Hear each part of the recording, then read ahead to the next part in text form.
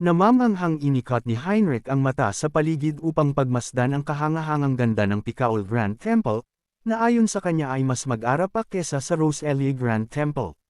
Napalingon naman siya nang tawagin siya ng isang matanda at tawagin siya nito sa pangalan, hindi naman agad nakasagot ang avatar dahil parang pader ang kaharap niya sa sobrang tangkad nito. Nagpakilala ang matanda bilang Donovan saka itinanong kung desidido ba siyang sumilam sa pagsubok para sa Holy Sword. Nagpasalamat naman si Heinrich at humingi ng tawag sa pang-aabala sa matanda. Tumatawang sagot naman ng matanda na wala iyon matapos siyang irekomenda ng Saintess, saka malakas na tinapik-tapik pa ang balikat ng avatar. Natawa na lang din si Heinrich ngunit hindi may kakaila ang pagkagulat niya sa maskuladong katawan ng matanda na dati ding paladin. Bata pa ang Saintess nang mapromote ang matanda bilang cardinal kaya't hindi na sila nagkita pa ulit na talaga namang pinagsisihan ng matanda. Mahigpit pa niyang kinapitan si Heinrich at sinabi dito ang pag-aalala niyang baka ligawan ang Saintess ng mga taong hamak, kaya't upang pakalmayan pinangako ng avatar na babantayan niya ng maigi ang babae. Samantalang ang talagang nais pag-usapan ni Heinrich ay ang Holy Sword, ngunit agad siyang pinatigil ng matanda saka sinabing isang beses lang maaaring sumubok para sa Holy Sword. Kwento pa niya na maraming paladin na ang nabigo sa pagsubok, kaya't tanong niya sa ating bida kung kumpiyansa ba itong makukuha ang espada. Nakangiting saad naman ni Heinrich na walang dapat ipag-alala si Donovan, dahil alam niyang sasamahan siya ng Divine Lord na magawa iyon. Nabagbag naman ang damdamin ng matanda at naisip na talagang nararapat na maging hero si Heinrich dahil sa pananampalataya nito. Umastang nananalangin pa ang avatar saka sinabing alam niyang tutulungan siyang muli ng Divine Lord, kaya't napakamot na lang nang wala sa oras ang sinasabi niyang Divine Lord. Bitbit ang liwanag na di namamatay sa kanyang palad, tinungo ng dalawa ang malalim na silid habang palingalinga ang avatar sa paligid. Habang naglalakad tinanong ni Donovan kung may alam ba si Heinrich sa haharaping pagsubok, kaya't sinabi ng avatar na pabago-bago ito depende sa taong pumapasok doon at humaharap sa pagsubok. Ito ang dahilan kung bakit ang iba ay inaabot ng linggo bago makalabas, kaya't hindi din makapagbigay ng payo si Donovan sa ating bida. Nang marating ang nakasarang pintuan sinabi ni Donovan na may oras pa upang hindi tumuloy si Heinrich, ngunit wala ka ba kundi puno ng pananabik ang tanging nararamdaman ng ating bida na nakatayo sa harapan ng pinto. Matapang pa niyang saad na sisiguraduhin niyang makukuha niya ang Holy Sword, kaya't huminga ng malalim ang matanda sa kapagpasok niya sa loob ay magsisimula na ang pagsubok. Kasabay ng pagbukas ng pinto ang panalangin ni Donovan na maging matagumpay si Heinrich sa kanyang layunin. Kahit na nakadepende sa tao ang pagsubok na haharapin, hindi maitago ni Heinrich ang pagkalito. Biglang nawala ang pintuan kung saan siya pumasok at nagkaroon ng daan sa likod at harap niya, na parabang sinasabi nitong kailangan niyang mamili. Dahil doon walang pagsasayang ng oras na mabilis siyang tumakbo paunahan sa pamamagitan ng Blessing Leap, patalon-talon upang mas mabilis na marating ang destinasyon. Ngunit matapos ang mahabang oras ng pagtakbo at pagtalon na maihahalin tulad sa pag-iikot niya sa ilang mga city, hindi pa rin niya makita ang hangganan bagaman ang misyon niya ay marating ang destinasyon sa tamang oras. Agad siyang nag-isip ng ibang paraan at doon naalala niya ang sinabi ng Saintess na marahil isa itong pagsubok ng mga god, saad pa nito na ang ibibigay ng mga god ay ang alam nilang magagawa natin sa ating sarili. Sandaling tumigil si Heinrich at naisip na hindi niya kailangang hanapin ang destinayon upang marating ito, kundi kailangan niyang ilabas ang lahat ng lakas upang marating ang kanyang limitasyon. Alam niyang hindi sapat ang pagtalon at pagtakbo upang maubos ang kanyang stamina, kaya't nakngiti siyang umupo upang subukan ang bunny hops. Nagpatalon-talon si Heinrich sa ganung posisyon na parabang nasa military, at tagumpay niyang naipasa ang pagsubok at nahanap ang pintuan matapos ang higit 40 araw. Walang lakas na nakahiga siya sa harap ng pinto halos mawalan na ng malay, parang piniga na kalamansi sa sobrang dry sa isip-isip pa niya na sobra naman ang 40 araw. Napagtanto ni Yusong na malaki ang kaibahan oras sa loob na halos 10 sa isang araw ng Out Erica, 100 ang isa naman kumpara sa Earth.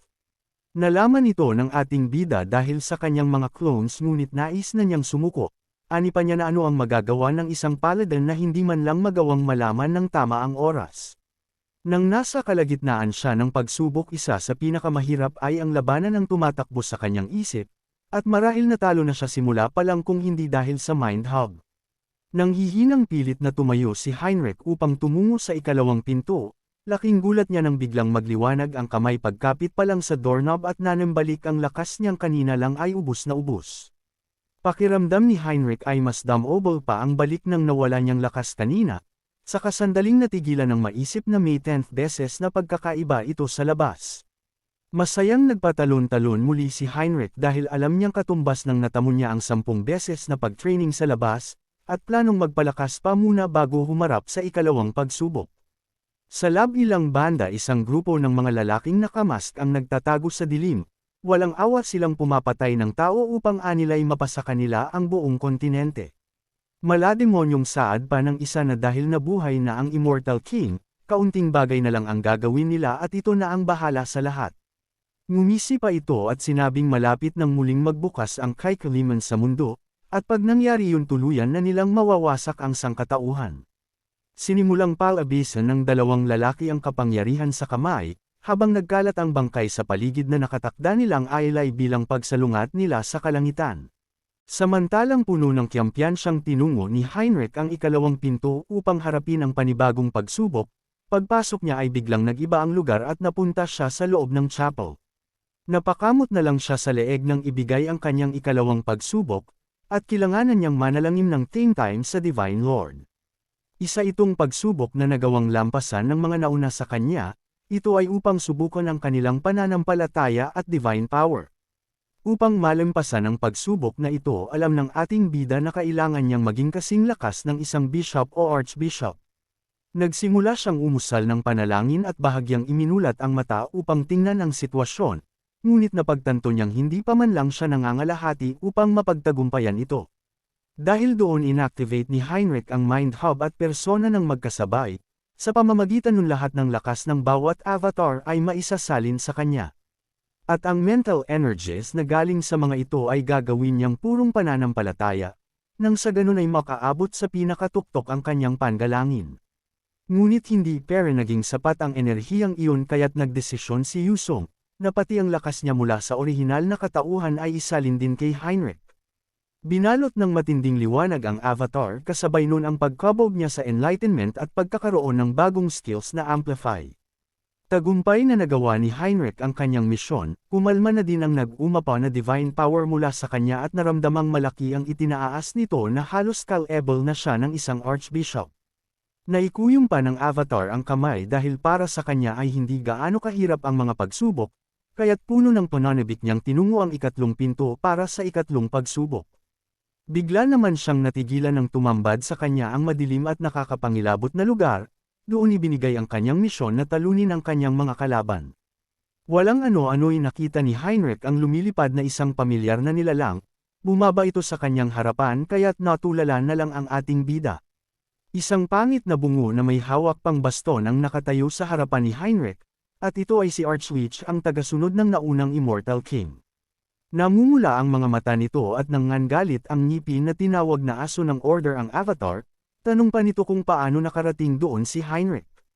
Agad namang napansin ng ating bida ang pagkakahawig ng itsura nito kay Hans bago ito ma-awaken, kaya't nasa isip niyang hindi niya dapat baliwalain ang kalaban sa harap.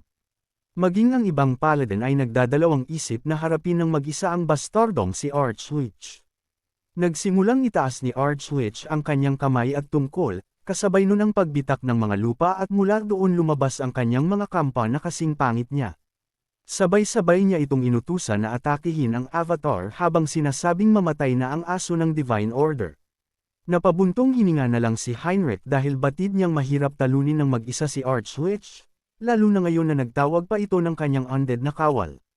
Ngunit ang reaksyon nito ay peke lang dahil ang totoo ay wala siyang takot sa anuman, na ani ay alam niyang makakadismaya sa gumawa ng mga pagsubok. Hindi naman maintindihan ni Archwitch kung ano ang pinagsasabi ng avatar, kaya't inakala niyang umaasta itong matapang kahit paparating na ang kamatayan. Kasabay ng utos mabilis na sumugod ang mga pangit na undead, samantalang walang kahirap-hirap itong iniwasang lahat ni Heinrich. Pinaglalaroan lang niya ang mga ito na animoy kaaawa-awang pangit na manika. Ikinagalit namang lalo ni Archwitch ang senaryong iyon kaya't sunod-sunod siyang napamura, saka inutos na durugan nilang lahat ni Heinrich sa pag-aakalang pag-iwas lang ang tangi nitong gagawin. Wala siyang kamalay-malay na nag-iintay lang ng pagkakataon si Heinrich upang umatake din. At bago pa makalapit ang mga undead agad binunot ni Heinrich ang espada sa kawalang kahirap-hirap na pinagtatagpas ang army ni Archwitch. Napaatras naman si Archwitch sa nakitang kapangyarihan ng Avatar na ka-level na ng isang Archbishop. Nang makita naman ito ng ating bida pang iinsulto niyang saad na maging ang undead ay nakakaramdam na ng takot. Inis na sinabi naman ni Archwitch na wag magyabang si Heinrich dahil sa ganoong kalagayan, magagawa niyang ilabas ng ang kanyang buong kapangyarihan. Itinaas pa nito ang tungkod na puno ng mga bungo saka sinabing ito na ang katapusan ni Heinrich. Inipon niyang lahat ang kanyang enerhiya at paghahamang sinabi na subukang salagin iyon ng Paladin. Matinding kapangyarihan ang pinakawala ng pusit na si Archwitch, samantalang baliwala at nakangisi pa itong iniwasan ng ating bida. Hindi din nakatakas sa bilis ni Heinrich ang walang kwentang undead army ng bastardong si Archwitch. Hindi makapaniwalang natigilan ang pangit na skeleton matapos bumagsak sa lupa, kita pa niya kung paano nangingibabaw ang divine power ng Avatar na talaga namang nakasisilaw. Hindi maunawaan ni Archwitch kung paano nagawang malaman ni Heinrich ang balak niyang atake, ngunit saad ng Avatar na wala siyang ganoong kakayahan. Itinutok pa niya sa leeg ng skeleton ang espada saka sinabing mahusay lang talaga ang kanyang tagapagturo, na walang ibang pinatutungkulan kundi si Hans na aniyay kanyang top undead class private tutor. Sinabi naman ni Archwitch na puro walang kwenta ang pinagsasabi ng Avatar, kasabay ng pagtayo sinabi niyang nais niyang malaman kung hanggang saan magdadaldal si Heinrich. Muli niyang itinaas ang banggang tungkod sa kamapanghamong saad na subukang iwasan iyon ng Avatar. Ang malakas na kapangyarihan ay pumailalang kay Heinrich at animoy naghahanda ang skeleton na patamaan siya ng direktang atake. Gulat na napatingala ang ating bida at bigla na lang tumama ang napakalas na kapangyarihang kidlat mula itaas. Tumatawang naglakad palayo ang skeleton sa kanyang tagumpay, pagmamalaking saad pa niya na hindi magagawang iwasan ni Heinrich ang sekreto niyang atake. Bigla namang natigilan si Archwitch nang magsalita si Heinrich, at pang-iinsultong itanong kung ito na ba ang pinakamalakas niyang atake. Hindi siya makapaniwalang buhay si Heinrich na halos dumilang ng damit ang natamo. Nakangiting saad niya na hindi man lang siya natama ni Archwitch. Nang inig naman sa galit ang skeleton dahil aniyay napaka-imposibleng masalag ng isang hamak na paladin ang kanyang atake. Ang hindi niya alam sa gitna ng pagtama ng malalakas na atake, mabilis ding kumilos si Heinrich upang iwasan ang lahat ng ito. Aminado si Heinrich na hindi niya magagawang iwasan ang atakeng iyon ngunit naging posible iyon dahil sa kaalaman ni Hans, sa ganung paraan agad niyang nakikita ang kahinaan ng black magic. Hindi na nagsayang pa ng oras si Heinrich at agad na iwinasiwas ang espada, upang ihatid sa kamatayan ang pangit na skeleton. Nag-ati sa dalawa ang bungo ni Archwitch at nagliwanag ang nakasisilaw na divine power, kasabo ng tagumpay na nag-alaw ni Heinrich ang skeleton.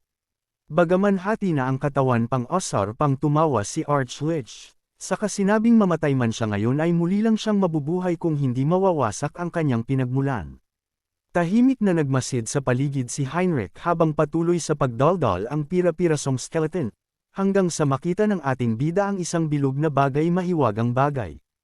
Agad niyang napagtanto na doon nang gagaling ang kapangyarihan ng bastardong si Archwitch, kaya't mabilis niyang ginulat ang skeleton sa pagtitig dito.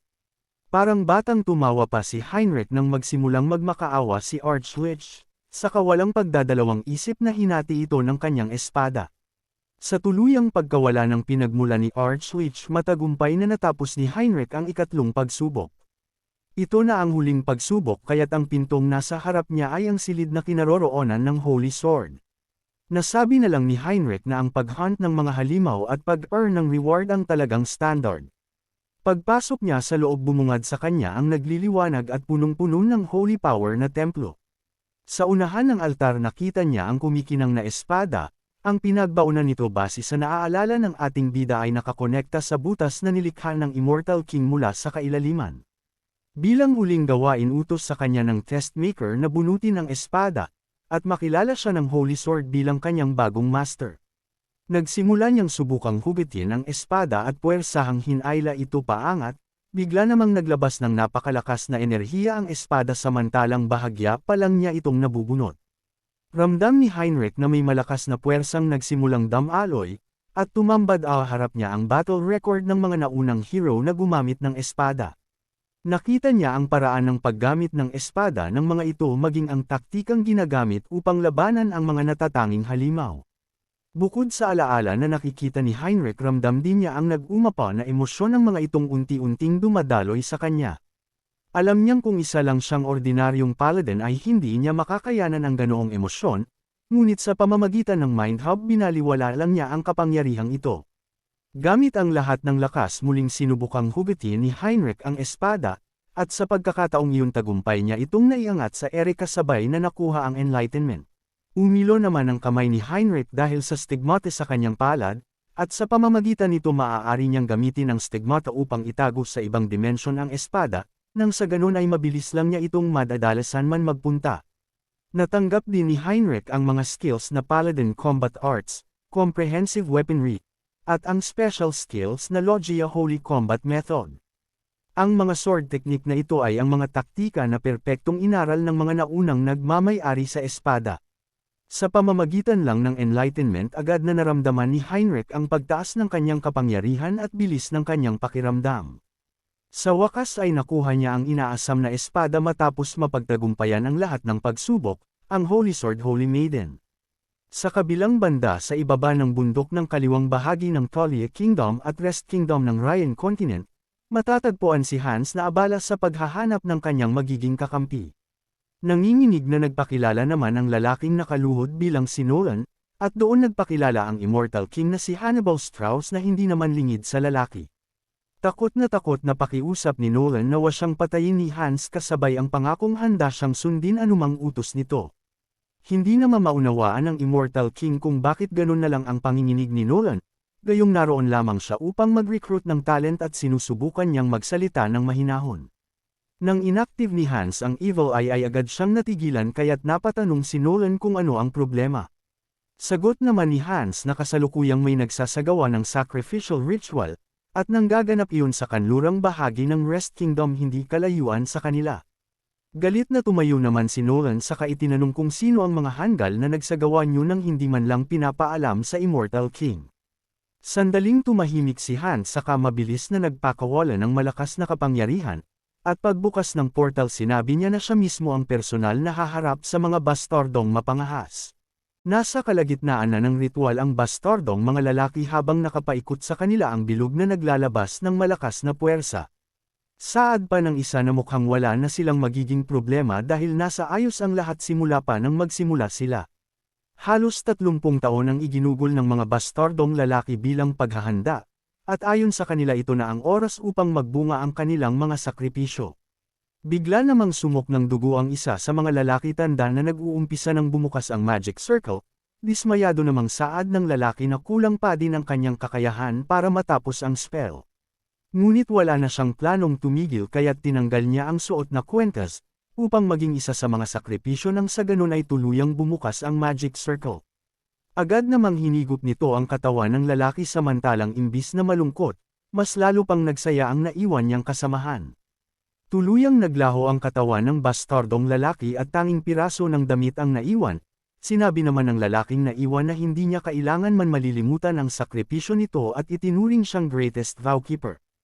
Kasabay ng pagyakap niya sa kasamaan sinabi ng lalaki na kunti na lang at tuluyan ng mahuhulog ang mundo sa pagkawasak. Pagdating ni Hans nakita niya agad ang puwersang pilit na kumakawalang halos umabot na sa kalawakan. Hindi siya makapaniwala na nangyayari ito ngayon kung saan pilit na binubuksan ng kailaliman, na maaari at may kakayahang wasakin ng buong mundo. Sa loob ng 1,000 taon nang mabuhay ang unang Immortal King muli itong nagbukas.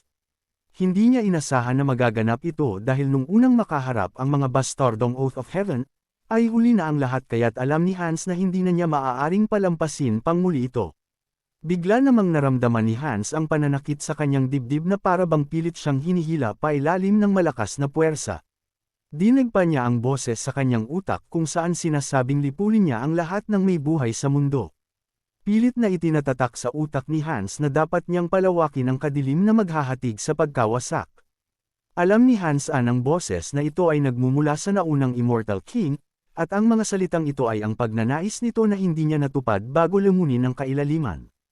Bigla namang may lumabas na parang usok mula sa katawan ni Hans saka itinanong kung ano ang ginagawa niya. Isang nilalang na nakasuot ng baluti at hindi makita ang mukha, utos pa nito kay Hans na bilasan ng makipag-isa sa kanya ni Hans upang magawa na nila ang matagal na niyang nais. Galit na sinabi naman ni Hans na sino ang bastardong multo upang maglakas loob na utusan siya, sinabi pa niya na wala siyang planong sundin ang utos ng isang taunan.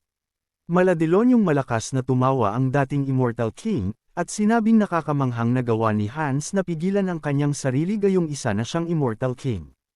Sagot naman ni Hans na ang isang junior na gaya niya ay mas capable pa kesa sa dating Immortal King. Nang mad-inag yun kumulo ang dugo ng dating Immortal King sa galit at inggit, ngunit aniyay pareho pa din silang haantong sa kamatayan.